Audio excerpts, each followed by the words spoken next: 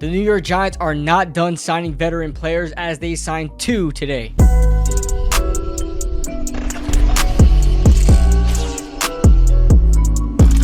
What is going on, guys? What's going on, 27 Squad? Welcome back into another video. And as we are getting closer to training camp and real football starting very soon, the Giants made a couple of moves today on Friday. And the first one we have to start off with was the first signing that was made. That was Cole Beasley, the 34-year-old wide receiver. And this to me isn't whatever move. Honestly, it's just a flyer in my opinion. I think he might just be a camp body, a veteran presence, someone who is very experienced. And Cole Beasley I've grown to like in the past. I hated him when he was on the Cowboys, but I've learned to respect his game because the dude just always found a way to get open, especially on those third and shorts, and constantly just rip apart defenses with those chunk yardage plays. Cole Beasley was just a master at that. And so, we last seen Cole Beasley with the Buccaneers and the Bills.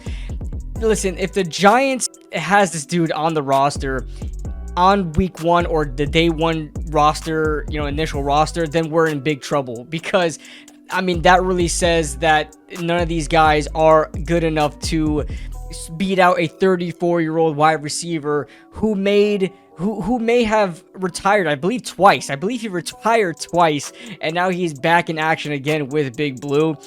And so I think he's just a camp body and at best a practice squad guy. I would be a-okay putting him on the practice squad. I'm pretty sure we can make some space for him, and he can be sort of an insurance plan for that wide receiver core, who a lot of these guys are coming off an injury and or very injury prone. So I like Cole Beasley. This is a little too late in his career for me to be excited about him joining the Giants in the wide receiving core, but I think it's a whatever move. It's something to help the roster. At least with Joe Shane and Brian Daboll, you can tell they pay attention to depth. They're not worried about, they're not just going to sit there and get a couple of good starters and just let the depth guys develop or whatever. We're trying to build a winning team, and we want winning players throughout the entire depth chart. And so I could see why the Giants made a move like Cole Beasley. Next, we have one that I don't know if I should be excited or not about it,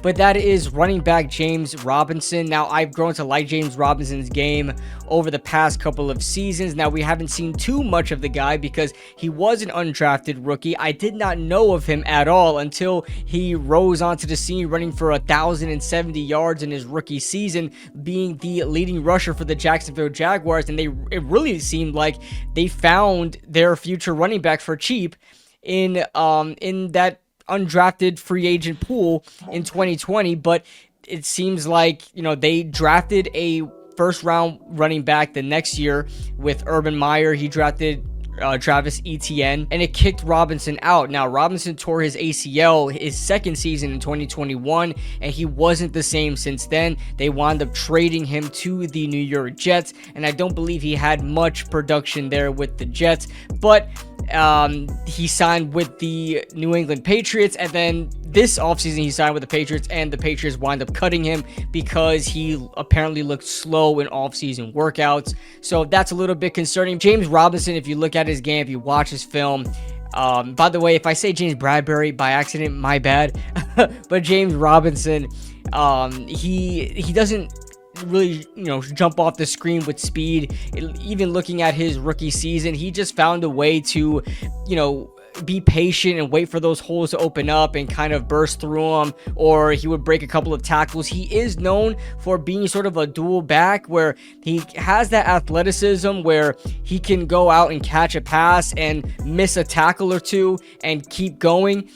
He can hit the outside. He can do a lot of things. He is a little bit limited with that speed. He just seems like maybe a better version of Eric Gray at this point, and maybe Eric Gray is a bit faster, but both of them really don't have groundbreaking speed, breakaway speed, but they both can catch the ball out the backfield, fairly athletic, can make the first guy miss and sort of keep it pushing from there. Now, I don't really know what to make of this.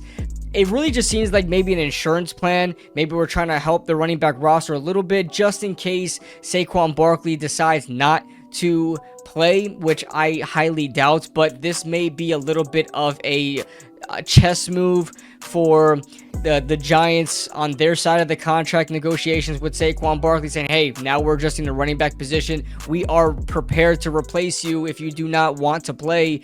But at the end of the day, Saquon Barkley is just a different breed. There's not much guys you can put out there, especially in our offense and how we want to utilize Saquon Barkley, that are going to be able to replicate his production. So either way, we have to have Barkley back on this roster. It would be nice in a perfect world to keep James Bradberry and Saquon Barkley and Matt Breida, but especially that we drafted Eric Gray, it just doesn't seem likely. I think James Bradberry may be a preseason guy, and maybe even a practice squad guy if we wind up don't keeping Cole Beasley, or maybe we keep both of them on the practice squad. Who knows? But listen, James Robinson, I keep saying Bradberry. If I keep saying Bradberry, I'm sorry. Every time I say James, I think of Bradberry. I'm sorry. James Robinson is not like a veteran who is very beat up and at the tail end of his career. The dude's 25 years old, and he's had a bad injury in his second season, tore his ACL, trying to get back from that. Usually it takes around 2 years to get back to somewhat of a good production after tearing your ACL, especially at the running back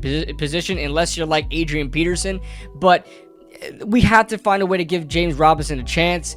And, well, not us particularly, but the NFL. And I don't mind being that team. I don't mind giving him a flyer, seeing how he performs in the preseason, and seeing if we can get something, a good return on investment for him. So, that being said, guys, let me know your thoughts in the comment section below. Leave a like if you guys enjoyed. Subscribe if you guys are new to the channel. And more videos coming your way very, very soon. And I'll see you guys in the next video. Woo!